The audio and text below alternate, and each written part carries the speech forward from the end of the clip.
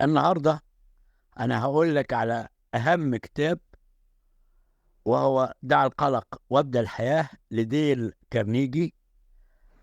الكتاب ده من أهم كتب التنمية البشرية، فيه معلومات قيمة وفيه تجارب لأشخاص نجحوا في الحياة.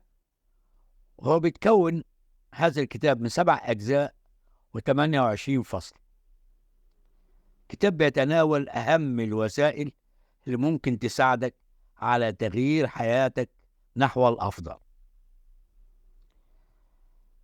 هو بيقول في الكتاب ده: اغلق الأبواب على الماضي والمستقبل، بمعنى إنك عيش في حدود يومك، ما تديش الأمور أكتر مما تستحق، وما تسمحش للقلق إنه يحول حياتك لجحيم.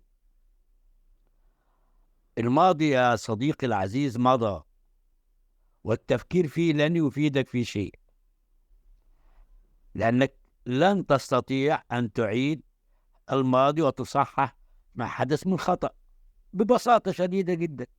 إذا لا تفكر في الماضي، وأيضا لا تفكر حيال المستقبل. أمر غير منطقي إنك تفكر في المستقبل، لأنك لا تعرف ما الذي سيحدث في المستقبل. المؤلف كل ما يطلبه منك أن تعيش سيادتك في حاضرة فقط، تعيش في اللحظة اللي أنت موجود فيها وتستفيد بها، وتعمل وتجتهد حتى يمكن أن تحقق إنجازات تفخر بها. وهو عنده وصفة جميلة جدا سحرية للقلق.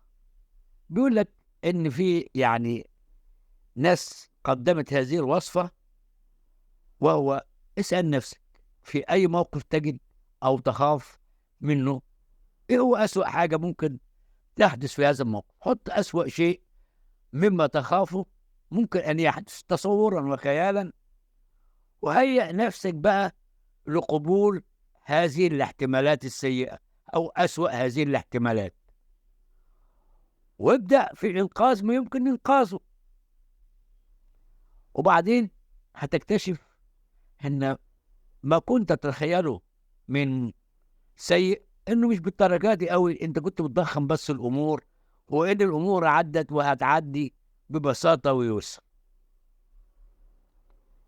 بعدين بيقول لك: ثق بالله واعتمد عليه، لان اهم قاعده في هذا الكتاب: اذا اردت ان تتخلص من القلق يجب ان تقوي ايمانك بالله سبحانه وتعالى خلال العبادات، وان تتوكل على الله في كل شيء، وان تؤمن بان الهم سيأتي معه الفرج.